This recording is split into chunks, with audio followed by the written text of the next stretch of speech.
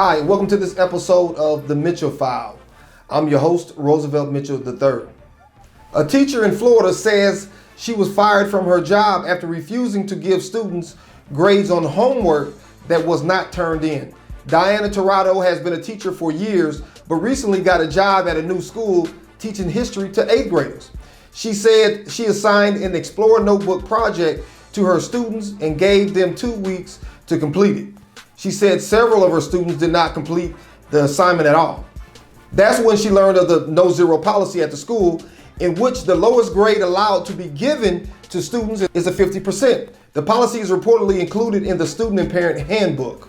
When Tirado asked administrators what to do if students do not turn in their assignments at all, the administrators told her to give them a 50%. And she refused to do that.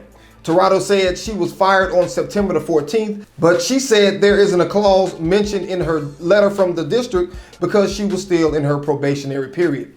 She said on her last day of work, she wrote a message to her students on the chalkboard, or the whiteboard rather, and it stated, "Bye kids, Mrs. Tirado loves you and wishes you the best in life. I have been fired for refusing to give you a 50% for not handing anything in." She posted the image on Facebook and it has been shared hundreds and hundreds of times. So here's my 2 cents as an educator. This policy rewards students for not doing anything. If it's inside the handbook, the students pretty much know it, and their parents. If my child do not turn in anything, they at least get a 50. And if they do anything, they are going to get a passing grade, or I guess the teacher has to keep handing it back until they get it right so they can get a passing grade. It's almost like how they do in Little League sports now. Everybody gets a trophy. No matter if you played or anything, everybody gets rewarded.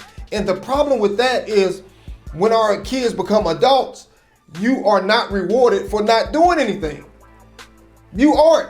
That's not real life. So these policies almost make the teachers, puts the teachers in a lose-lose position, especially the probationary teachers who are not tenured, right? Because if a student fails and you're a new teacher, then it's not looked upon as a bad mark towards the students like they failed. But many times the administration will look at the teacher, you are not effective. You will have to find a way to motivate these students, which is true. But when you have policies that reward students for not doing anything, how can a teacher motivate a student when they are already rewarded for not doing anything?